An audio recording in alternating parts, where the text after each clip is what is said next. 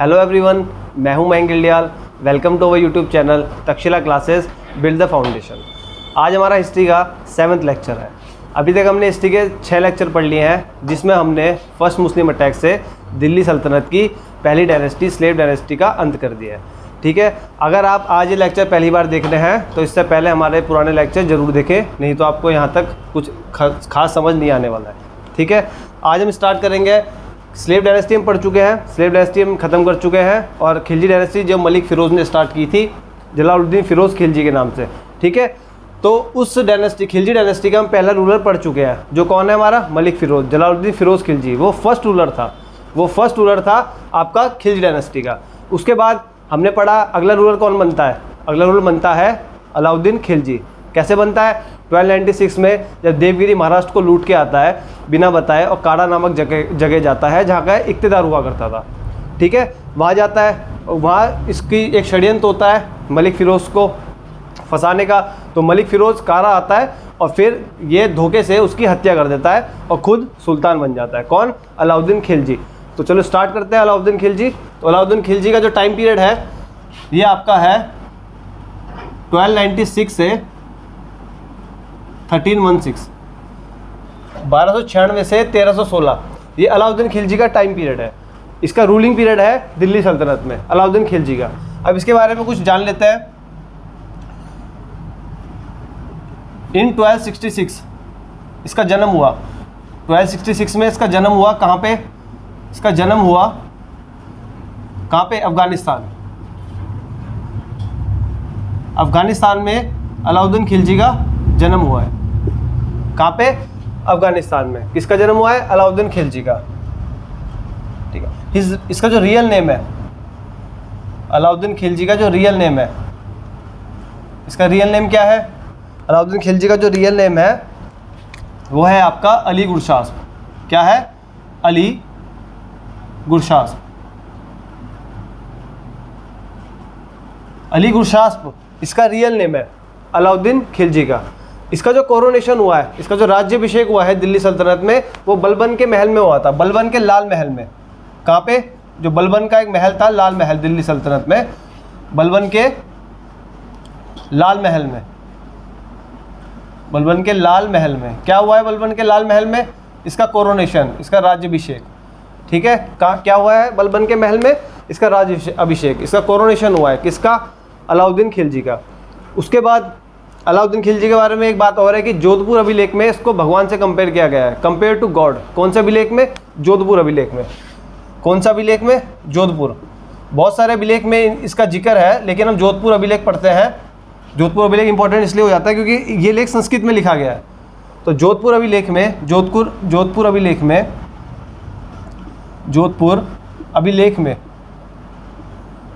अभिलेख में इसे गॉड से कंपेयर किया है,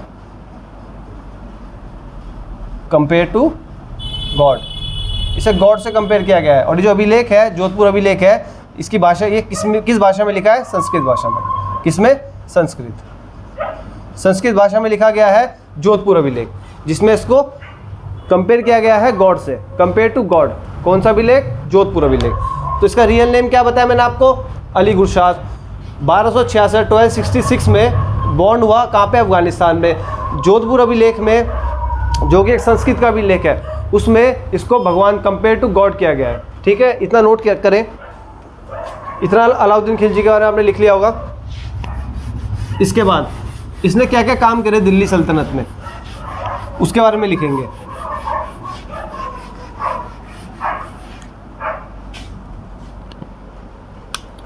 ये पहला सुल्तान था दिल्ली का पहला सुल्तान था अलाउद्दीन खिलजी, जिसने स्टैंडिंग आर्मी रखी। तो स्टैंडिंग आर्मी रखने वाला पहला सुल्तान था। स्टैंडिंग आर्मी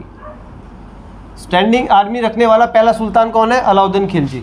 ठीक है, फर्स्ट सुल्तान जिसने स्टैंडिंग आर्मी रखी है। आप पूरा साफ साफ लिखना अपनी नोट्स में कि स्टैंडिंग आर्मी रखने वाला फर्स्ट सुल्तान कौन है?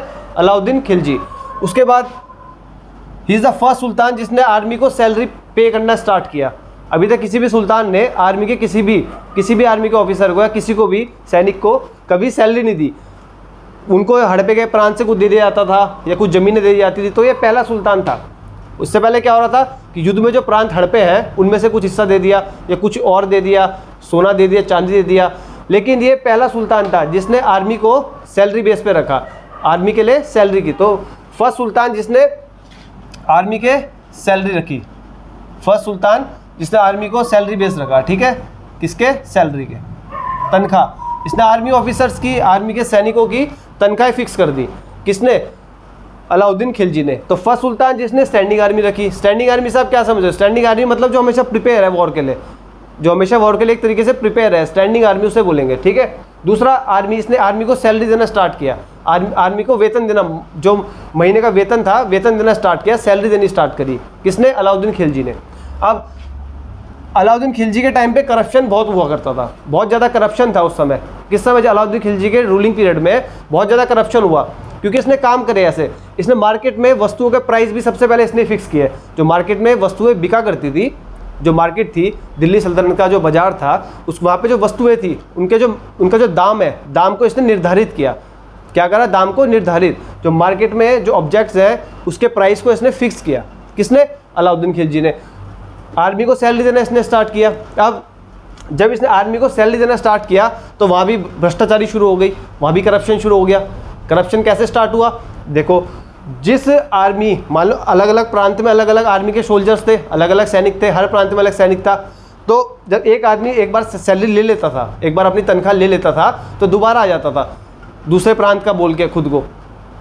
एक प्रांत से सैलरी ली, उसके बाद बोलता था मैं उस प्रांत से हूँ, फिर दोबारा सैलरी ले लिया करता था। तो इसलिए ये जब अलाउद्दीन खिलजी को पता लगी ये बात, ये ऐसा हो रहा है, तो उसने एक वो बनाया। जब अलाउद्दीन खिलजी को पता लगा कि भाई ये ऐसा हो रहा है, तो इसने एक पोस्ट बनाई। कौन सी, इसने एक पोस्ट बनाई पहले, दीवान ए मोस्त खराज, दीवान ए मोस्त खराज, दीवान ए मोस्त खराज, दीवान ए मोस्त खराज। इसने एक पोस्ट बनाई जो करप्शन को रोकता था। जो क्या करता था, करप्शन को रोकता था। ये करप्शन को रोकता था। दीवान ए मोस्त खराज एक डिपार्टमेंट है जो करप्शन को देखता था, जो करप्शन को रोकने के लिए डिपार्टमेंट बनाया गया। दीवान ए मोस्त खराज एक डिपार्टमेंट है जो करप्शन को रोकने के लिए बनाया गया, ठीक है। तो दीवान ए मोस्त खराज क्या है, एक डिपार्टमेंट है जो करप्शन को रोकने के लिए बनाया गया है। और मोस्त खराज क्या होता था, मोस्त खराज उसका हेड होता था, उस डिपार्टमेंट के हेड को बोला गया है मोस्त खराज। तो मोस्त खराज क्या है, मोस्त खराज है हेड, और ये जो डिपार्टमेंट है वो क्या है, दीवान ए मोस्त खराज। तो एक डिपार्टमेंट बनाया गया था करप्शन को रोकने के लिए, करप्शन को रोकने के लिए एक डिपार्टमेंट बनाया गया था। कौन सा, दीवान ए मोस्त खराज। अब क्या हुआ, जब मैंने आपको बताया, अब अभी हम क्या पढ़ रहे हैं, अभी हम पढ़ रहे हैं कि आर्मी को सैलरी देना स्टार्ट किया। तो उस समय क्या हुआ, अलग अलग प्रांत से सैनिक आते थे, वो एक बार ले ली सैलरी, उसका बोलते हम तो दूसरे प्रांत के हैं, फिर दोबारा सैलरी ले लिया करते थे। अलाउद्दीन खिलजी, जब उस तक ये बात पहुंची, अलाउद्दीन खिलजी तक ये बात पहुंची कि भाई सैलरी एक सोल्जर 2 बार सैलरी ले रहा है, 2 बार तनख्वाह ले रहा है। तो उसने क्या करा, एक तो उसने पोस्ट बनाई दीवान ए मोस्त खराज, जो देखता था करप्शन, करप्शन कहीं भी हो, आर्मी में हो, मार्केट में हो, कहीं भी करप्शन हो, उसके लिए डिपार्टमेंट बनाया गया दीवान ए मोस्त खराज। दीवान ए मोस्त खराज क्या है, डिपार्टमेंट। मोस्त खराज क्या है, उसका हेड। उसके बाद इसने जब आर्मी में देखा कि भाई आर्मी में तो जो सोल्जर्स हैं वो 2-2 बार सैलरी ले रहे हैं, वो तो 2-2 बार तनख्वाह ले रहे हैं। तो इसने क्या करा, इसने एक प्रथा स्टार्ट करी, एक सिस्टम स्टार्ट किया। इसने क्या किया, ही स्टार्टेड अ सिस्टम। इसने एक प्रथा या फिर सिस्टम कह लो, ही स्टार्टेड अ सिस्टम। इसने एक सिस्टम स्टार्ट किया जिसे कहा गया हुलिया दाग प्रथा। हुलिया दाग सिस्टम, हुलिया दाग सिस्टम। अब ये हुलिया दाग सिस्टम क्या है, जब इसे पता लगा कि एक ही सोल्जर, एक ही सैनिक 2-2 बार सैलरी ले रहा है, तो उसने क्या करा, हुलिया दाग सिस्टम स्टार्ट कर दिया। हुलिया दाग सिस्टम क्या है, हुलिया दाग सिस्टम में क्या होता था कि हर सोल्जर को, जितने भी सैनिक हैं अलाउद्दीन खिलजी के सल्तनत में, दिल्ली सल्तनत में उस समय जितने भी वो थे, आर्मी थे, जितने भी सोल्जर थे, किसी भी सूबे के, किसी भी प्रांत के जितने भी सोल्जर थे, उनको एक तो अपना हुलिया अपने पास रखना जरूरी हो गया था। हुलिया मतलब अपनी एक फ़ोटो, एक हुलिया, अपनी एक हुलिया रखना बहुत ज़रूरी हो गया था। वो तो हुलिया से आप इसको रिलेट कर सकते हो। दूसरा दाग, जिन सैनिकों के पास उस समय तो घोड़े हुआ करते थे, तो हर घोड़े पे एक दाग लगा दिया जाता था उस प्रांत का, उस सूबे का, जिस सूबे का वो सैनिक है, उस सूबे का एक दाग, उस सूबे का स्टैंप लगा दी जाती थी घोड़े पे। तो घोड़े पे लग गए स्टैंप, और जो ऑफिसर है या जो सैनिक है उसके पास अपना क्या होना चाहिए था, हुलिया। तो हुलिया दाग प्रथा ये है, समझे आप। क्वेश्चन आया एग्जाम में, ये आपका झारखंड पीसीएस में आ रखा है ये, उसमें पूछा हुआ है आपसे कि हुलिया दाग सिस्टम किसने स्टार्ट किया था। तो मैंने आपको बड़े ब्रीफली बता दिया कि हुलिया दाग सिस्टम था क्या। हुलिया दाग सिस्टम क्या था? हुलिया, हर सैनिक को अपना हुलिया लेके घूमना होता था, और दाग जिस घोड़े पे या जिस हॉर्स पे वो सैनिक घूम रहे हैं, जो सोल्जर घूम रहे हैं, उस घोड़े पे उस प्रांत का, जिस प्रांत से वो बिलोंग करते हैं, जिस प्रांत का वो सैनिक है, उस प्रांत का एक स्टैंप लगा दिया जाता था घोड़े पे। तो दाग लगता था घोड़े पे और हुलिया कौन लगता था? सैनिक। तो इस सिस्टम को क्या बोला गया है? हुलिया दाग प्रथा या हुलिया दाग सिस्टम। अब इसके बाद जब हुलिया दाग सिस्टम स्टार्ट हो गई, इतना लिख लिया आपने, नोट हो गया। स्टैंडिंग आर्मी रखी, आर्मी को सैलरी दी, जब सैलरी में कोई धांधलीबाजी मिली, सैलरी में करप्शन मिला, तो इसने सिस्टम स्टार्ट किया जिसे क्या बोला गया? हुलिया दाग प्रथा। अब अमीर खुसरो था, इसके कोर्ट, अब जो अलाउद्दीन खिलजी है, इसके कोर्ट में एक बहुत फेमस पोएट है, मतलब बहुत फेमस पोएट था। अलाउद्दीन खिलजी के कोर्ट में बहुत फेमस पोएट था जिसका नाम था आमिर खुसरो। क्या नाम था? आमिर खुसरो। इस आमिर खुसरो से ही बहुत क्वेश्चन बन जाता है। आमिर खुसरो, आमिर खुसरो। अभी आमिर खुसरो कौन है? ये अलाउद्दीन खिलजी के कोर्ट में उस समय पोएट था। अलाउद्दीन खिलजी के कोर्ट में क्या था? पोएट था। कौन? आमिर खुसरो। अब जो आमिर खुसरो है ना, ये मैक्सिमम नंबर ऑफ सुल्तान के कंटेम्प्रेरी था। किसके? मैक्सिमम नंबर ऑफ सुल्तान, मैक्सिमम नंबर ऑफ सुल्तान, जितने भी सुल्तान रहे हैं सबसे ज़्यादा सुल्तानों के साथ ये रहा है, मैक्सिमम नंबर ऑफ सुल्तान के साथ रहा है ये, ठीक है, मैक्सिमम नंबर ऑफ सुल्तान के साथ ये रहा है। आमिर खुसरो के, अब जो आमिर खुसरो था उसने अपना जो रूलिंग, जो अपना टाइम पीरियड था, जो पोइट्री का जो इसका टाइम पीरियड था, जब पोइट बनना स्टार्ट हुआ तो बलबन के टाइम से था। बलबन, मैंने बताया था आपको, नसीरुद्दीन महमूद, नसीरुद्दीन महमूद के बाद कौन रूलर बना था? बलबन बना था ना। तो बलबन के टाइम से था ये। क्या टाइम पीरियड था बलबन का? 1265, 1265 से 1287। तो 1265 से 1287 के बीच इसने अपना पोइट्री का स्टार्ट किया। बलबन के कोर्ट से इसने स्टार्ट किया और मैक्सिमम नंबर ऑफ सुल्तान के साथ रहा है। बलबन के बाद कौन आया? बलबन के बाद कौन आया? कैकुबाद आए, कैमूर्स आए, उन सब के साथ रहा है, ठीक है। तो मैक्सिमम नंबर ऑफ सुल्तान के कंटेम्प्रेरी रहा। कंटेम्प्रेरी मतलब क्या होता है? उनके साथ रहा, उनके समकालीन रहा। हिंदी में बोलते हैं समकालीन कंटेम्प्रेरी को, तो उनके समकालीन था। मतलब यहाँ बलबन होगा, जब बलबन सुल्तान था तो उसके कंटेम्प्रेरी ये भी था उसके कोर्ट में, ठीक है। तो अमीर खुसरो मैक्सिमम नंबर ऑफ सुल्तान के कंटेम्प्रेरी है। अब अमीर खुसरो, इसका जो जन्म है, इसका जन्म हुआ है यूपी के इटावा में। यूपी के पटियाली एक जगह है, पटियाली, यूपी के पटियाली। ये पटियाली आता कहाँ है? पटियाली आता है ईटा में। कहाँ आता है? ईटा में। कहाँ? यूपी के ईटा में एक जगह है पटियाली। ईटा के अंदर आता है पटियाली। ईटा एक तहसील है, पटियाली एक गांव है। तो यूपी के ईटा के अंदर आता है एक गांव, क्या नाम है? पटियाली। पटियाली गांव में जन्म हुआ है किसका?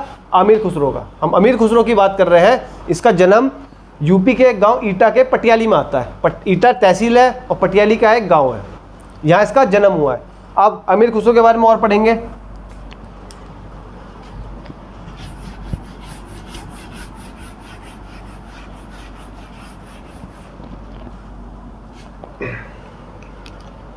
आमिर खुसरो को कहा जाता है parrot of India. He is also known as parrot of India. क्या बोलते हैं आमिर खुसरो को? Parrot of India. Parrot of India कहा जाता है किसको? आमिर खुसरो को। पैरेट ऑफ इंडिया हिंदी में से बोलते हैं तूतीए हिंद। क्या बोलते हैं?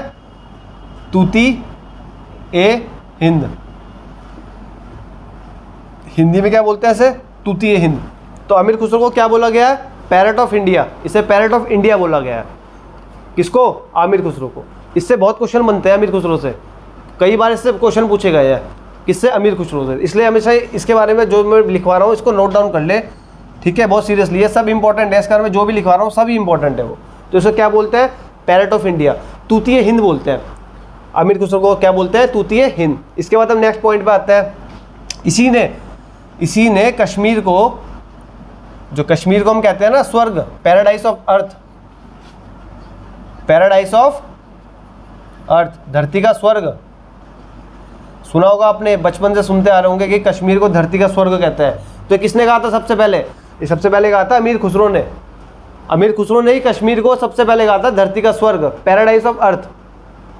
किसने कहा था? अमीर खुसरो ने। ये सब चीज़ें इसके बारे में इंपॉर्टेंट लिखवा रहा हूँ मैं, आप नोट करते रहिए। अमीर खुसरो ने पैराडाइज ऑफ अर्थ कहा किसको? कश्मीर को। धरती का स्वर्ग कहाँ है? कश्मीर में। किसने बोला? अमीर खुसरो। पैरेट ऑफ इंडिया भी कहते हैं। पैरेट ऑफ इंडिया किसे कहते हैं? अमीर खुसरो को। तूतीय हिंद तो एक टाइटल है उसके पास, पैरेट ऑफ इंडिया, उसे ही कहते हैं। नेक्स्ट पॉइंट, नेक्स्ट पॉइंट है इसने sitar and tabla, sitar and tabla, sitar and tabla की खोज इसने की है, इन्वेंट किया है। सितार एंड तबला किसने इन्वेंट किया है? अगर आपसे आज का कोई पूछेगा कि सितार एंड तबला सबसे पहले किसने इन्वेंट किया है, तो किसने इन्वेंट किया है? अमीर खुसरो ने। सितार एंड तबला किसने इन्वेंट किया है? अमीर खुसरो ने। ठीक है, लिखते रहिए सारी इसकी बातें इंपॉर्टेंट। दूसरा, खड़ी बोली, खड़ी बोली, खड़ी बोली हो गई या कवाली, खड़ी बोली या कवाली। जो खड़ी बोली और कवाली चलती है वो भी इसी की देन है, इसने स्टार्ट की थी खड़ी बोली और कवाली। किसने? अमीर खुसरो ने। नेक्स्ट पॉइंट इसके बारे में क्या लिखते हैं हम?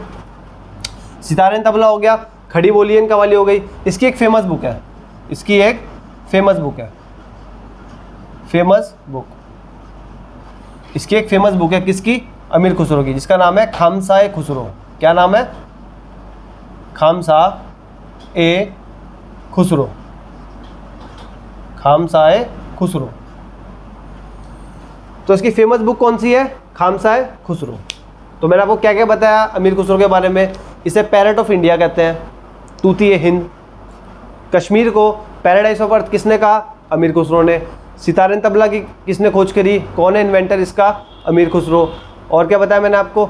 सितार तबला हो गया, उसका खड़ी बोली और कवाली, इसकी किसने खोज करी है? अमीर खुसरो। इसकी एक फेमस बुक है, क्या नाम है? खामसाए खुसरो। तो ये सब इसके बारे में है। अब इसके गुरु थे, एक अमीर खुसरो के गुरु हुआ करते थे, जो जिनका ये फॉलोवर था। अब अमीर खुसरो भी किसी का फॉलोवर ही होगा, तो अमीर खुसरो किस जो के इनके जो गुरु थे, अमीर खुसरो के गुरु, ये किसका फॉलोवर था? अमीर खुसरो किसके जो गुरु थे? अमीर खुसरो, उनके जो गुरु थे उनका नाम है हज़रत निज़ामुद्दीन औलिया। क्या नाम है? हज़रत निज़ामुद्दीन औलिया। क्या नाम है?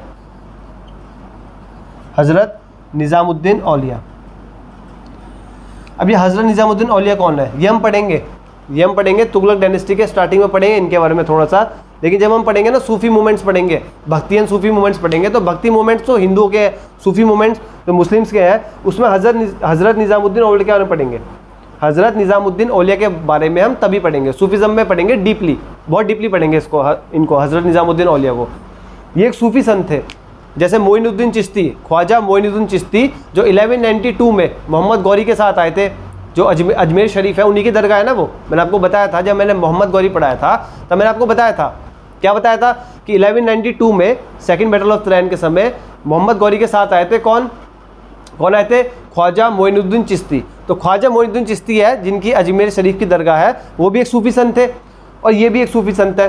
तो सूफ़ी संत बहुत सारे हैं भारत में। सूफ़ी जो सूफीज़म है उसमें हम पढ़ेंगे कि इनके सिलसिले हुआ करते थे, कोई इस सिलसिले का है, कोई उस सिलसिले का है, तो अलग अलग डिफरेंट कैटेगरीज को सिलसिले बोलते हैं सूफीज़म में। तो ये अलग सिलसिले के थे और ख्वाजा मोइनुद्दीन चिश्ती अलग सिलसिले के थे, उसमें सिलसिले बोलते हैं। जब सूफीज़म में पढ़ेंगे हम सिलसिले बोलते हैं। तो अमीर खुसरो के जो गुरु थे, क्या नाम था? हज़रत निज़ामुद्दीन औलिया। तो अमीर खुसरो की इच्छा थी, हमेशा से इसकी एक इच्छा थी कि जो इसकी कब्र हो, जिसका टॉम हो, जिसका मकबरा हो, ये हमेशा मतलब इसकी इच्छा थी कि ये हज़रत निज़ामुद्दीन औलिया के बगल में इनको दफनाया जाए। हज़रत निज़ामुद्दीन औलिया जो इनके गुरु थे, इनके बगल में इनको दफनाया जाए। इसीलिए इनकी टॉम भी दिल्ली में है और इसलिए उन्हीं के बगल में अमीर खुसरो की टॉम है। इनकी जो मकबरे हैं, हज़रत निज़ामुद्दीन औलिया के मकबरे या टॉम के बगल में ही अमीर खुसरो की टॉम है। समझ आ गया आपको इतना? तो अब इतना नोट कर लीजिए अमीर खुसरो के बारे में। अमीर खुसरो से रिलेटेड ये क्वेश्चन है। अब एक चीज़ और लिखने का इसके बारे में, अमीर खुसरो के बारे में। जो अमीर खुसरो था, इसने एक टाइटल दिया था किसको? अलाउद्दीन खिलजी को। इसके कोर्ट में पोएट था, तो इसने अलाउद्दीन खिलजी को एक टाइटल दिया था। ठीक है, मैं लिख रहा हूँ खुसरो ने दिया था टाइटल। किसने दिया था? खुसरो ने। क्या दिया था? टाइटल। इसने टाइटल दिया था अलाउद्दीन खिलजी को। क्या नाम है टाइटल का? टाइटल का नाम है सुल्तान जहान, पूरे जहां का सुल्तान, सुल्तान ए जहां, सुल्तान जहान। ये टाइटल किसने दिया था? ये टाइटल आपका दिया था अमीर खुसरो ने। किसको दिया था ये टाइटल? अलाउद्दीन खिलजी को।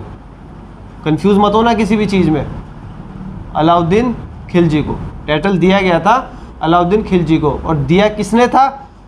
खुसरो ने, अमीर खुसरो ने दिया था। इतना आप समझ गए? नेक्स्ट लिखे तो अमीर खुसरो के बारे में इतना ही है। जितनी मैंने आपको बातें बताई है इससे बाहर से नहीं आएगा क्वेश्चन अमीर खुसरो को लेके, तो आप इसको ढंग से नोट कर लेंगे, एक एक क्वेश्चन को, एक एक जो मैंने आपको स्टेटमेंट लिखाई है उन सबको ढंग से लिख लीजिएगा आप। अब नेक्स्ट,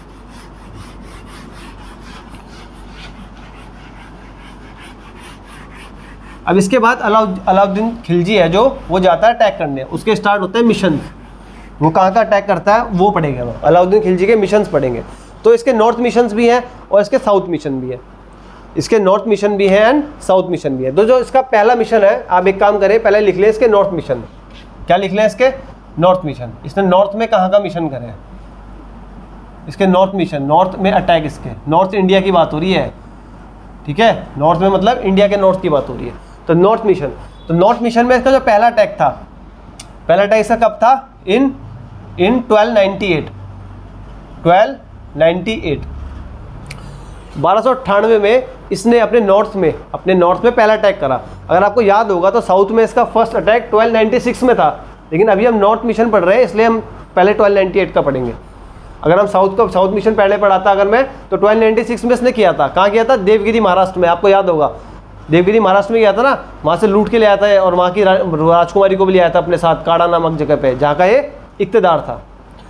उसके बाद 1298 पे ये गया गुजरात मिशन में। कहाँ गया है? ये एक मिशन पे गया, एक मिशन पे गए ये। कहाँ पे? गुजरात मिशन। कहाँ पे? गुजरात मिशन। कौन गया? अलाउद्दीन खिलजी। अलाउद्दीन खिलजी और उसकी पूरी सेना कहाँ गई? गुजरात मिशन पे। अब गुजरात मिशन में कोई रूलर था, कोई रूलर तो होगा, किसी पे तो हमला किया ना इसने भाई, कोई रूलर होगा तभी तो उसको हराने गए ये। तो अलाउद्दीन खिलजी ने गुजरात मिशन किया कब? 1298 में। वहाँ का रूलर कौन था? वहाँ का रूलर था रायकरण वगेला। कौन रूलर था? रायकरण वगेला। तो रायकरण वगेला ये रूलर था कहाँ का उस समय? गुजरात का। इसको हरा दिया इन्होंने, इसको हरा दिया। किसने? अलाउद्दीन खिलजी की टीम ने, अलाउद्दीन खिलजी ने। तो इस मिशन था, इस मिशन में इसके दो सेनापति थे, दो सेनापति। तो दो सेनापति गए, दो आर्मी चीफ थे किसके? अलाउद्दीन खिलजी के, जिन्होंने इसको हराया, रायकरण वगेला को। दो सेनापति थे। पहले का नाम लिखेंगे आप उलुग खान। पहले का क्या नाम था? उलुग खान। और दूसरे का नाम था नुसरत खान। क्या था? नुसरत खान। तो मैंने आपको क्या बताया? मैंने आपको बताया कि इसके नॉर्थ इंडिया और साउथ इंडिया में दोनों में इसने मिशन करे हैं, दोनों पे अटैक करे हैं। तो हमने पहले पढ़ रहे हैं हम नॉर्थ इंडिया का अटैक, हम पहले साउथ इंडिया के ही पढ़ सकते हैं, उस बात से कोई फर्क नहीं पड़ता।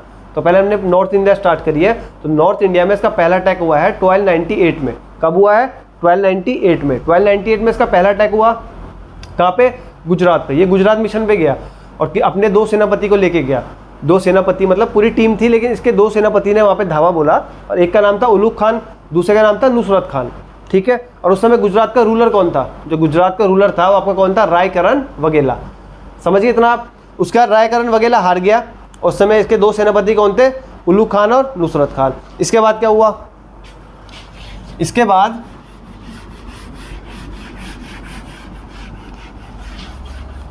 बाद जो नुसरत खान है ना, नुसरत खान, ये उलुग खान सेनापति था और एक नुसरत खान था। तो जो नुसरत खान था ये गया खंबात मिशन पे। कहाँ गया? नुसरत खान था, ये गया एक मिशन पे, वहीं गुजरात के अंदर ही मिशन पे गया, जिसे कहा गया खंबात। खंबात एक बंदरगाह था, एक पोर्ट था गुजरात का, खंबात बंदरगाह, ये पोर्ट था एक। तो जो नुसरत खान गया वो खंबात पोर्ट पे गया, इसने खंबात पोर्ट भी लूट लिया, पूरा खंबात पोर्ट इसने लूट लिया। अब वहाँ से इसने, जब इन्हें खंबात पोर्ट लूट लिया तो वहाँ से इसने एक स्लेव खरीदा। क्या खरीदा? स्लेव, एक गुलाम खरीदा इसने। किसने? नुसरत खान ने। किसके लिए खरीदा गुलाम? अपने सुल्तान के लिए तो खरीदेगा ना। तो इसने जो नुसरत खान ने गुलाम खरीदा, किसके लिए खरीदा? अलाउद्दीन खिलजी के लिए। तो इसने गुलाम खरीदा जिसका नाम था मलिक कफूर। क्या नाम था? मलिक कफूर। मलिक कफूर ये एक किन्नर था। ये क्या था? एक किन्नर। ये क्या था? ये किन्नर था एक। तो इसने एक गुलाम खरीदा, एक स्लेव खरीदा। किसने? नुसरत खान ने। क्या नाम है उसका? मलिक कफूर। मलिक कफूर को इसने खरीदा नुसरत खान ने। कहाँ जाके? खंबात पोर्ट पे, खंबात बंदरगाह पे जाके इसने एक स्लेव खरीदा, गुलाम खरीदा, जिसे कहा गया मलिक कफूर। अगर आपने पद्मावत मूवी देखी होगी, मैं मान के चलता हूँ आपने देखी होगी, बहुत फेमस मूवी है वो, तो उसमें अलग दिखा गया, अलग से मतलब थोड़ी डिफरेंट स्टोरी बना दी मूवी के अकॉर्डिंग। तो उसमें मलिक कफूर को अलग से दिखाया कि मलिक कफूर को गिफ्ट करता है जो इससे पहले सुल्तान था। कौन? मलिक फ़िरोज़। जलालुद्दीन फ़िरोज़ खिलजी अलाउद्दीन खिलजी को गिफ्ट करता है मलिक कफूर। बट ऐसा नहीं है। खंबात मिशन, खंबात बंदरगाह पे गया था कौन? नुसरत खान। नुसरत खान कौन था? अलाउद्दीन खिलजी का सेनापति। जो 1298 का गुजरात मिशन था, जो 1298 का गुजरात मिशन था, उसी के बाद ये खंबात मिशन पे गया कौन? नुसरत खान। तो नुसरत खान ने एक स्लेव खरीदा मलिक कफूर। अब ये स्लेव कितने में खरीदा था? ये स्लेव की जो कॉस्ट थी ना, जो स्लेव की कॉस्ट थी, कीमत, वो थी 1000 दिनार। कितनी थी? 1000 दिनार। दिनार करेंसी है, आज भी चलती है दिनार कई जगह, कुवैत में चलती है हमारी, ठीक है। तो 1000 दिनार में खरीदा था किसको? मलिक कफूर को। किसको? आपको दिख रहा है? 1000 दिनार में खरीदा था किसको? मलिक कफूर को। तो 1000 दिनार में खरीदा गया कौन? मलिक कफूर। किसके द्वारा? नुसरत खान। कहाँ पे अटैक करके? खंबात पोर्ट पे। बंदरगाह, पोर्ट मतलब बंदरगाह होता है, ठीक है। तो 1000 दिनार में किसे खरीदा? मलिक कफूर को। अभी उत्तराखंड के एग्जाम में जस्ट ये पेपर आ रखा था, क्वेश्चन आ रखा था। क्या क्वेश्चन? कि 1000 दिनारी किसे कहते हैं? हजारी दिनारी किसे कहते हैं? सीधा क्वेश्चन आ रखा था कि हजारी दिनारी किसे कहते हैं। ये आ रखा था क्वेश्चन कि हजारी दिनारी किसे कहते हैं। ये क्वेश्चन आ रखा था। ऑप्शन में था आपका मलिक कफूर, क्योंकि इसे ही कहेंगे, इसे हजारी दिनारी भी कहते हैं, जस्ट बिकॉज इसे 1000 दिनार में खरीदा था। तो एक नहीं लगाते हुए हजारी दिनारी बोलते हैं। तो ऑल्सो कॉल्ड, या लिख लो आप, ऑल्सो कॉल्ड हजारी दिनारी। क्या कहते हैं? हजारी और दिनारी। 1000 दिनार में खरीदने की वजह से इसे क्या कहा गया है? हजारी दिनारी। किसे कहा गया है हजारी दिनारी? मलिक कफूर को, जो एक किन्नर था। इसे गिफ्ट किया गया अलाउद्दीन खिलजी को। किसके द्वारा? नुसरत खान के द्वारा। किस अटैक पे? खंबात पोर्ट पे। और मिशन कौन सा चल रहा है? ये 1298 का गुजरात मिशन। अब इसका नेक्स्ट साउथ इंडिया का मिशन देखेंगे हम। नेक्स्ट साउथ इंडिया का मिशन है जो, वो आपका है 1301 में। कब है? 1301 में। सेकंड जो इसका नॉर्थ इंडिया का मिशन था वो था 1301 में। 1301 में ही अटैक किसकी बात हो? अलाउद्दीन खिलजी की। ही अटैक्ड ऑन रणथंबोर। कहाँ पे? रणथंबोर। कहाँ आता है रणथंबोर? ये आता है राजस्थान के अंदर। कहाँ आता है? राजस्थान। और इस समय यहाँ का रूलर कौन था? जो यहाँ का रूलर था उसका नाम था हमीर देवा। क्या नाम था? हमीर देवा। तो हमीर देवा वहाँ का रूलर था। कहाँ का? रणथंबोर, राजस्थान का। यहाँ पे कब गई है? 1301 में। इस मिशन में भी इसके वही दोनों सेम सेनापति थे। कौन? एक था उलुग खान, दोनों वही सेम सेनापति के साथ गया था। उलुग खान और नुसरत खान। तो सेम सेनापति थे दोनों, उलुग खान और नुसरत खान। इन दोनों को ही लेके गया था इस मिशन में भी, जो 1301 में गया। लेकिन इस मिशन में क्या हुआ? इसकी डेथ हो गई। नुसरत खान मारा गया फाइट के दौरान। कौन? जो लड़े गए युद्ध के दौरान नुसरत खान मारा गया। तो नुसरत खान तो मारा गया किसमें? कौन से मिशन में? रणथंबोर। कब हुआ? 1301 में।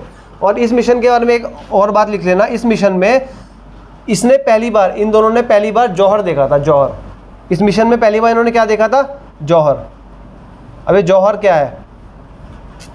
जौहर क्या होता था? भाई जो वहाँ की फीमेल्स होती थी, जहाँ अटैक करते थे, जब वहाँ के सारे योद्धा, जब वहाँ के सारे जो मेल रूलर्स हैं, जितने मेल सेनापति मान लो, मेल जो सैनिक हो गए, आर्मी चीफ हो गए, सब जब सब मर जा दिए करते, मतलब मार दिए जाते थे सारे, जब अटैक में सारे मर जाते थे, तो उसके बाद क्या होता था, उसका जो वहाँ की औरतें हुआ करती थी, जो वहाँ की औरतें हुआ करती थी, लेडीज़ हुआ करती थी, वो इनके मतलब ये इनको वो किडनैप ना कर ले, उन औरतों को किडनैप ना कर लिया जाए, इसलिए वो जौहर कर देती थी। जौहर होता था मतलब खुद को जला देना। आपने पद्मावत में देखी थी, वहाँ भी जौहर हुआ था, पद्मावत मूवी में, तो वो होता है जौहर। इनके हाथों में ना आने से बढ़िया है वो खुद को जला दिए जाते थे, वो मतलब खुद को खुद जलाते थे वो, ताकि इन लोगों के हाथों में ना आ जा सके। तो ये होता था। तो क्या होता ना जौहर, तो पहली बार जो जौहर देखा गया अलाउद्दीन खिलजी और इनके सेनापतियों के द्वारा, वो कहाँ देखा गया, वो देखा गया रणथंबोर मिशन में, राजस्थान में। तो आप समझ गए जौहर क्या होता है।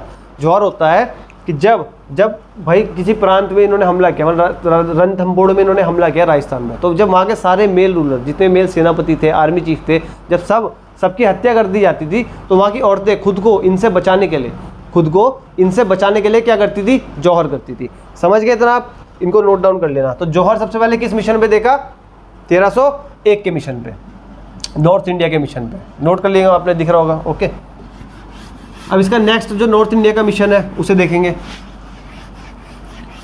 जो इसका नेक्स्ट नॉर्थ इंडिया का मिशन है वो बड़ा फेमस मिशन है और उसी के ऊपर पद्मावत मूवी है। ओके, तो वो मिशन कौन सा है, इन 1303 में ये सब गए चित्तौड़ मिशन में। कहाँ गए, चित्तौड़ मिशन में। ये सब कहाँ गए, चित्तौड़ मिशन में। चित्तौड़ में कौन थे, राजपूत। कौन थे, राजपूत। तो चित्तौड़ मिशन में गए कौन, अलाउद्दीन खिलजी और इसके टीम, चित्तौड़ मिशन में। तो इस मिशन की जो जानकारी है, मिशन है यहाँ पे, मिशन में गए, नॉर्थ इंडिया मिशन चल रहा है ना, तो 1303 में ये गए चित्तौड़ मिशन में। तो चित्तौड़ मिशन की हमें जो जानकारी मिलती है ना, जो हमें जानकारी मिलती है कि चित्तौड़ मिशन है क्या, तो एक नोबल से मिलती है। किससे मिलती है, एक नोबल से मिलती है। एक नोबल से हमें मिलती है चित्तौड़ मिशन की जानकारी, कि चित्तौड़ मिशन मतलब हुआ है, इसकी जानकारी हमें एक नोबल से मिलती है, जिसको लिखा गया, जिसका नाम है पद्मावत। क्या नाम है, पद्मावत। क्या नाम है, पद्मावत। पद्मावत एक नोवेल है, पद्मावत के नाम से एक नोवेल है, एक बुक है, इसमें हमें पूरी जानकारी मिलती है चित्तौड़ मिशन की। तो एक नोवेल है, एक बुक है पद्मावत। इसे लिखी किसने है, इसके राइटर कौन है, इसके राइटर है पद्मावत के, वो है मलिक मोहम्मद जैसी। कौन है, मलिक मोहम्मद जैसी। तो मलिक मोहम्मद जैसी ने लिखी है कौन सी नोवेल लिखी है, पद्मावत। पद्मावत क्या नोवेल है, पद्मावत हमें जानकारी देती है किसकी, नोवेल है, किसकी जानकारी देती है पद्मावत हमें, पद्मावत हमें जानकारी देती है, पद्मावत में किसकी जानकारी देती है, चित्तौड़ मिशन की जानकारी देती है। कौन देता है, पद्मावत। पद्मावत एक नोवेल है जो किसने लिखी है, जो लिखी है मलिक मोहम्मद जैसी ने, इसने नोवेल लिखी है। अब जो नोवेल इसने लिखी कब, भाई चित्तौड़ मिशन हुआ 1303 में, ये नोवेल लिखी गई है 1540 से 1545, 1540 से 1545 के बीच। कब लिखी गई है, 1540 से 1545 के बीच नोवेल लिखी गई है। अब आपको थोड़ी हिस्ट्री आप पता हो गया, आप तैयारी में है तो आपको पता होना चाहिए कि 1540 से 1545 किसके बीच का रूलिंग पीरियड है, मतलब इसके बीच में, इस टाइम पीरियड के बीच में कौन रूल कर रहा था इंडिया में, कौन रूल कर रहा था। तो मुगल एम्पायर शुरू हो गया होगा, 1526 से तो मुगल एम्पायर शुरू हुआ है। तो यहाँ पे कौन होगा इस समय, कौन होगा भाई, 1526 से तीसरा कौन, 26 से तीसरा बाबर, 30 से 40 कौन रहा, हुमायूं। उसके बाद हुमायूं को मारा किसने, शेरशाह ने। एक पहली अफगान दूसरी अफगान डायनेस्टी चली थी, पहली तो आपकी कौन सी थी, पहली आपकी लोधी थी ना। उसके बाद यहाँ पे जो रूलर है वो है शेरशाह सूरी। कौन है, शेरशाह सूरी। शेरशाह सूरी था उस समय तो थी अफगान डायनेस्टी चल रही थी। क्योंकि आप जब मैं आपको आगे पढ़ाऊंगा कि कैसे हुमायूं को कैसे शेरशाह सूरी ने मारा, 1540 से 1555 तक शेरशाह सूरी का राज चलेगा। मुगल एम्पायर में अफगान डायनेस्टी चली गई है, वो शेरशाह सूरी है। पढ़ेंगे हम, जब हम पढ़ेंगे मुगल्स आएंगे, उसमें मुगल्स में डीपली पढ़ेंगे इनको। तो 1540 से 45 के बीच में उस समय कौन रूलर था, शेरशाह सूरी। और ये मुगल नहीं था, ये अफगानी था, ये अफगानी डायनेस्टी चली थी मुगल्स के बीच में, मुगल्स के टाइम पीरियड के बीच में एक अफगानी डायनेस्टी चली थी, जिसके फाउंडर थे शेरशाह सूरी। इनका रियल नेम था शेर खान, ठीक है। तो किस नाम से है ये, शेरशाह सूरी। तो इस इनके टाइम पे लिखी गई है मलिक मोहम्मद जायसी के द्वारा कौन सी? पद्मावत नॉवल। नोट कर लेंगे इसको। अब इस पद्मावत में मतलब क्या है, क्या क्या है चित्तौड़ मिशन में, उसके आने पड़ेंगे हम। ये तो हमने जानकारी ली कि क्या है चित्तौड़ मिशन। चित्तौड़ मिशन की, अब जो चित्तौड़ मिशन था उस समय वहाँ का रूलर कौन था? चित्तौड़ का जो रूलर था, जो उस समय चित्तौड़ का रूलर था, चित्तौड़ का रूलर कौन था उस समय? कौन था? महारावल रतन सिंह। कौन था? महारावल रतन सिंह, ये था वहाँ का रूलर। अब जो इनकी वाइफ थी, जो इनकी रानी थी वाइफ, वो थी सिंगल। कहाँ की? सिंगल की राजकुमारी, सिंगल की क्वीन थी, वो राजकुमारी थी। अब सिंगल क्या है? सिंगल श्रीलंका का पुराना नाम है, श्रीलंका की क्वीन थी वो, ठीक है। श्रीलंका का पुराना नाम है सिंगल। तो सिंगल की रानी थी किसकी? इसकी महारावल रतन सिंह की वाइफ। क्या नाम था? पद्मावती। क्या नाम था? पद्मावती। तो पद्मावती नाम था इनका। सिंगल की रानी थी ये, श्रीलंका की रानी थी पद्मावती, और इनकी वाइफ थी। कहाँ पे? चित्तौड़ पे। जहाँ पे कौन सा मिशन हुआ आपका? 1303 में अलाउद्दीन खिलजी ने किया है। इतना नोट करना। इसके बाद इनके जो महल था, इनका जो फोर्ट था, चित्तौड़ फोर्ट है जो, उसमें जो इनका वो था, इनके जो गुरु थे, कौन थे? जो इनके गुरु थे, इनके जो गुरु थे जिनसे ये पूरे, जो आपका महारावल रतन सिंह थे, इनके जो गुरु हुआ करते थे, जो इनके, उनका क्या नाम था? क्या नाम था इनके गुरु का नाम? राघव चेतन। क्या नाम था? राघव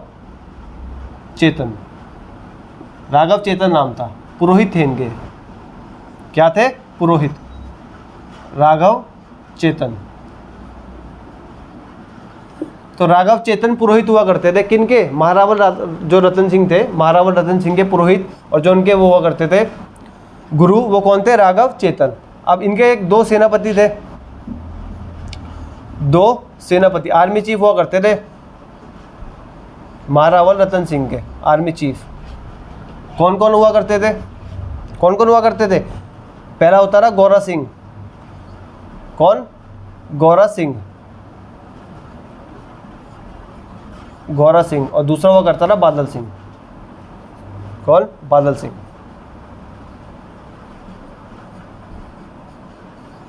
तो गौरा सिंह और बादल सिंह दो सेनापति हुआ करते थे। तो ये पूरे चित्तौड़ मिशन की जानकारी है।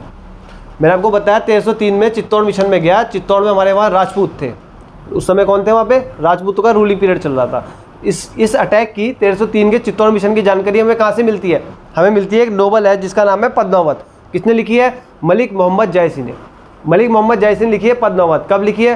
1540 और 45 के बीच। उस समय कौन था? कौन रूल कर रहा था उस समय? उस समय रूल कर रहा था आपका शेरशाह सूरी। उसके टाइम पीरियड में लिखी गई है कौन सी?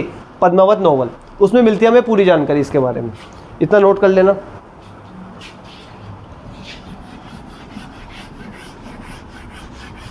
अब इसके बाद साउथ इंडिया के मिशन पढ़ेंगे। इसके क्या पढ़ेंगे? साउथ इंडिया के मिशन।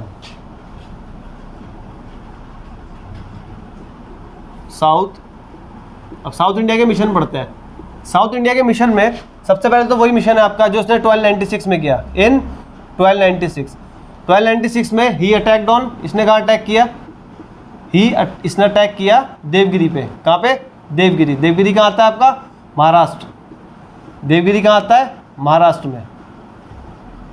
तो इसने पहले, सबसे पहले जो साउथ इंडिया पे अटैक किया 1296 में, देवगिरी महाराष्ट्र पे। ओके। इसके बाद इसने कहाँ अटैक किया? 1296 के बाद इसने 1307 में करा। 1307 में इसने फिर देवगिरी पे अटैक किया। इसने एक बार दोबारा देवगिरी पे अटैक किया 1307 में ही, सेम जगह पे देवगिरी पे इसने अटैक किया। फिर इसने देवगिरी पे अटैक किया। देवगिरी पे अटैक किया दोबारा। किसने? अलाउद्दीन खिलजी ने। उसका इसका मिशन आता है 1308 से 1309 का। 1308 से 1309 का। 1308 से 1309 का मिशन। इस मिशन में वो भेजता है मलिक कफूर को। इस मिशन में जो मिशन था इसका 1308 से 1309 का जो मिशन था, इसमें जो इसका सेना इसने भेजा गया, जो इसको इसने जिसको सेंड किया, इसने जिसको सेंड किया वो किसको सेंड किया? मलिक कफूर को। अभी मैंने आपको बताया मलिक कफूर कहाँ से आया था, मलिक कफूर को कौन खरीद के लाया था? 1000 दिनार में खरीद के लाया था, ठीक है। खंबात बंदरगाह से खरीद के लाया था। उसको कौन? नुसरत खान। और उसने अलाउद्दीन खिलजी को गिफ्ट दिया था। तो इस मिशन में 1308 से 1309 के मिशन में इसने किसे भेजा? मलिक कफूर को भेजा। और ये मिशन कहाँ पे हुआ? ये जो मिशन था, ये मिशन भेजा गया वारंगल में। कहाँ पे? वारंगल। वारंगल एक साउथ में है, वारंगल भी साउथ में आता है, तो वारंगल में भेजा गया। और वारंगल में उस समय चल रही थी काकतीय डायनेस्टी। कौन सी डायनेस्टी चल रही थी? काकतीय डायनेस्टी। कौन सी डायनेस्टी चल रही थी उस समय वारंगल में? काकतीय डायनेस्टी। काकतीय डायनेस्टी चल रही थी और जो रूलर था इसका, उसका नाम था प्रताप रुद्रदेव। क्या नाम था? प्रताप रुद्रदेव। प्रताप रुद्रदेव। तो प्रताप रुद्रदेव उस समय रूलर था। डायनेस्टी थी काकतीय डायनेस्टी, और जो जगह थी जहाँ चल रही थी वो था वारंगल। तो वारंगल में चल रही थी 1308 से 1309 में। कौन सी? काकतीय डायनेस्टी। रूलर कौन था? प्रताप देव। प्रताप देव कौन था? रूलर था। और किसे भेजा गया इस मिशन में? मलिक कफूर को। इस मिशन में भेजा गया आपके मलिक कफूर को। किसने भेजा? अलाउद्दीन खिलजी ने। तो भाई मलिक कफूर ने इसको हरा दिया, प्रताप देव को हरा दिया। अब प्रताप देव ने जब हार गया तो इसने मलिक कफूर को गिफ्ट किया कोहिनूर डायमंड। क्या गिफ्ट किया? कोहिनूर डायमंड। जब मलिक कफूर से प्रताप देव हार गया तो इसको क्या गिफ्ट किया गया? कोहिनूर डायमंड। इसने कोहिनूर डायमंड दे दिया किसको? मलिक कफूर को। कोहिनूर डायमंड। इसने कोहिनूर डायमंड दे दिया किसको? मलिक कफूर को। और ये मलिक कफूर इस डायमंड को अलाउद्दीन खिलजी को दे देगा जब ये वापस जाएगा मिशन से। कहाँ जाएगा? दिल्ली सल्तनत में जब वापस जाएगा तो ये डायमंड को किसको दे देगा? अलाउद्दीन खिलजी को। अब वारंगल के बाद जो मलिक कफूर था वो पहुंचता है कहाँ पे? तमिलनाडु के रामेश्वरम में पहुंच जाता है। वो अटैक करते करते तमिलनाडु के रामेश्वरम में पहुंच जाता है और वहाँ पे उसको दिख जाता है समुद्र, ठीक है। वहाँ पे उसको समुद्र दिख जाता है, सी दिख जाता है। तो सोचता है कि कश्मीर से लेके टॉप से लेके अब समुद्र दिख गया, ऊपर तो नहीं दिखेगा कश्मीर में कोई समुद्र। तो समुद्र दिख गया उसको, तो उसे लगता है पूरा वर्ल्ड खत्म हो गया, ही दुनिया खत्म हो गई। तो उसने सोचा पूरी दुनिया पे अलाउद्दीन खिलजी का राज हो गया। तो इसने एक उपाधि दी, इसने एक टाइटल दिया। किसने? मलिक कफूर ने। तो मलिक कफूर ने एक टाइटल दिया। मलिक कफूर ने एक टाइटल दिया। क्या दिया? टाइटल। किसको दिया? इसने एक टाइटल दिया अलाउद्दीन खिलजी को। क्या टाइटल है? सिकंदर सानी का। क्या टाइटल है? सिकंदर सानी। सिकंदर सानी का टाइटल दिया इसने। सिकंदर सानी का टाइटल देने का मतलब है कि इसको अलेक्जेंडर से कंपेयर किया है। किससे? अलेक्जेंडर से। अलेक्जेंडर सेकंड बता दिया इसको, अलेक्जेंडर सेकंड से कंपेयर कर दिया, ऐसा है। तो सिकंदर सानी का मतलब है अलेक्जेंडर से कंपेयर किया। किसको? अलाउद्दीन खिलजी को। किसने? मलिक कफूर ने। कब किया है? जब ये तमिलनाडु के रामेश्वरम में पहुंच गया। इसने देखा समुद्र आ गया, इसने कहा लगता है दुनिया खत्म हो गई यहाँ पे, अब नहीं है दुनिया इसके आगे। तो इसने एक टाइटल दिया किसको? अलाउद्दीन खिलजी को। क्या टाइटल दिया? सिकंदर सानी। इतना नोट करेंगे।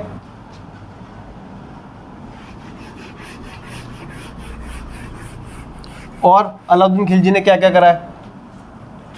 इसने 2 टाइप के टैक्स लगवाए थे। साउथ मिशन इसके इतना ही है, ठीक है। 3 साउथ मिशन बता दिए। अगर चौथा मतलब लिखना चाहोगे तो लिख देना कि इन 1313 जो इसने 1313 में दोबारा देवगिरी पर अटैक कर दिया। इसने दोबारा देवगिरी पर अटैक किया और देवगिरी को इसने अब शामिल कर दिया दिल्ली सल्तनत के अंदर। अभी तक देवगिरी दिल्ली सल्तनत के अंदर शामिल नहीं हुई थी, लेकिन 1313 के अटैक के बाद देवगिरी को इसने कहाँ शामिल कर दिया? देवगिरी को इसने शामिल कर दिया कहाँ पे? दिल्ली सल्तनत में। दिल्ली सल्तनत में ऐड कर दिया इसने देवगिरी को। Devagiri is added in Delhi Sultanate. Delhi सल्तनत में देवगिरी को ऐड कर दिया। और जो आपको बता रहा हूँ इसने 2 टाइप के टैक्स लगाए। इतना आप समझ गए ना? 1313 में इसने देवगिरी को ऐड कर दिया, किसमें? दिल्ली सल्तनत में ऐड कर दिया। इसके बाद जो और इसके इम्पोर्टेंट काम है,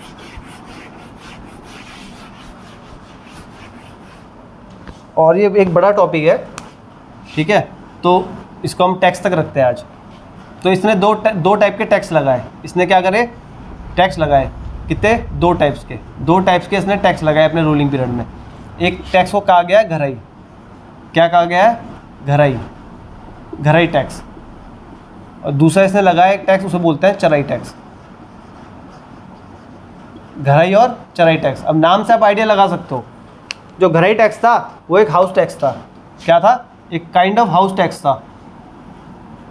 ये हाउस टैक्स था, ये काइंड ऑफ क्या था? हाउस टैक्स था। और एक क्या था? चराई टैक्स। अब चराई टैक्स क्या है? ये एनिमल फीडिंग टैक्स था। क्या था? एनिमल, जो लोग गाय वगैरह पाल रहे हैं या फिर कुछ कोई भी जानवर, कोई भी मवेशी पाल रहे हैं, वो लोग टैक्स देते थे, क्योंकि उनकी मवेशियाँ बाहर जाती थी घास वगैरह चढ़ने, जो भी चढ़ने जाती थी, तो एनिमल फीडिंग टैक्स होता था चराई। तो 2 टैक्स लगाए इसने, इसके इंपॉर्टेंट टैक्स हैं घराई और चराई। कोई आपसे पूछेगा कि घराई और चराई टैक्स किसने लगाए, तो किसने लगाए? अलाउद्दीन खिलजी ने। घराई टैक्स किस, आप घर से रिलेट करो ना, घर, घराई मतलब घर, तो घराई टैक्स क्या था? House tax. और चराई टैक्स क्या था आपका? Animal feeding tax. इतना आप इनको नोट करें, समझ गए ना आप? 2 टाइप के टैक्स थे, एक घराई और एक चराई। इसके बाद लिखेंगे कि इसने 2 लैंड मेजरमेंट की यूनिट्स की वो करी, इसने 2 न्यू लैंड मेजरमेंट यूनिट्स बनाई। इसने 2 न्यू लैंड मेजरमेंट यूनिट्स, इसने 2 लैंड न्यू मेजरमेंट यूनिट्स बनाई। ठीक है, भूमि मापने की इसने 2 नई यूनिट्स बताई आपको। पहले को बोला जाता है बिस्वा। क्या बोला जाता है? बिस्वा। बिस्वा में आज भी कई जगह भूमि मापी जाती है, बिस्वा। दूसरी है मसाहट। दूसरी क्या है? मसाहट। तो ये भी आ रखा है, बिहार बीसीएस का सवाल है कि बिस्वा किसके रूलिंग टाइम पे स्टार्ट हुआ है? किसके रूलिंग पीरियड पे बिस्वा जो लैंड मेजरमेंट यूनिट है वो स्टार्ट हुई है? किसके टाइम पे स्टार्ट हुई है? अलाउद्दीन खिलजी के। इसके बाद अलाउद्दीन खिलजी ने बहुत सारी मार्केट्स बनाई हैं, उन मार्केट्स के बारे में पढ़ेंगे। इसने बहुत सारे डिपार्टमेंट्स बनाए, उन डिपार्टमेंट्स के बारे में पढ़ेंगे। ठीक है, तो ये सब हम पढ़ेंगे अगले लेक्चर में, क्योंकि बहुत बड़ा वीडियो हो रहा है। तो अगले लेक्चर में हम इसको पढ़ेंगे, उसके बाद अलाउद्दीन खिलजी को फिनिश करेंगे। ठीक है, तो आपको ये वीडियो समझ आया क्या क्या अलाउद्दीन खिलजी ने करा? इसके नॉर्थ के मिशन, इसके साउथ के मिशन, हमने दोनों पढ़े। नॉर्थ के मिशन भी पढ़े, साउथ के मिशन भी पढ़े। इसने 2 न्यू लैंड मेजरमेंट यूनिट्स, भूमि मापने की नई प्रणाली इसने स्टार्ट करी। एक नई यूनिट बताई, कौन सी? एक बताई इसने बिस्वा और एक बताई इसने मसाहट। ठीक है, आज का लेक्चर यहीं रोकते हैं। मैं आशा करता हूँ आपको लेक्चर पसंद आया होगा और आप ये वीडियोस देख रहे होंगे। ठीक है, आपको बहुत इन्फॉर्मेटिव, एक अच्छा कंटेंट हम प्रोवाइड करा रहे हैं। आपको कुछ भी हम रटवा नहीं रहे हैं, कुछ भी आपको ये नहीं कह रहे कि याद करो। आपको एक सीक्वेंस में सारी चीज़ें डिटेल में विथ रीज़न बताया जा रहा है। ठीक है, तो मैं आपसे आशा करूंगा आप सारी वीडियोस देखें, अपने नोट्स बनाएं, प्रॉपर नोट्स बनाएं। जो आपके आगामी एग्जाम्स हैं, जो आपके आने वाले एग्जाम्स हैं, उसमें अच्छी परफॉर्मेंस देने के लिए ये कंटेंट आपको बहुत यूज़फुल होगा। अगर हमारी वीडियोस आपको अच्छी लग रही हैं तो इसको शेयर करें, हमारे चैनल को सब्सक्राइब करें। अगर आप ऑफलाइन हमसे जुड़ना चाहते हैं, ऑफलाइन हमसे इंटरेक्शन चाहते हैं, तो आके डिस्क्रिप्शन में आपको पूरा लिंक मिल जाएगा, पूरी एड्रेस का लिंक मिल जाएगा, हमारा नंबर मिल जाएगा, हमारी कॉन्टैक्ट डिटेल्स सब मिल जाएंगी। आके उसमें हमसे कॉन्टैक्ट करें। ठीक है, आज का वीडियो खत्म करते हैं, इसके आगे का हम पढ़ेंगे कल से अलाउद्दीन खिलजी में। Okay, bye, take care.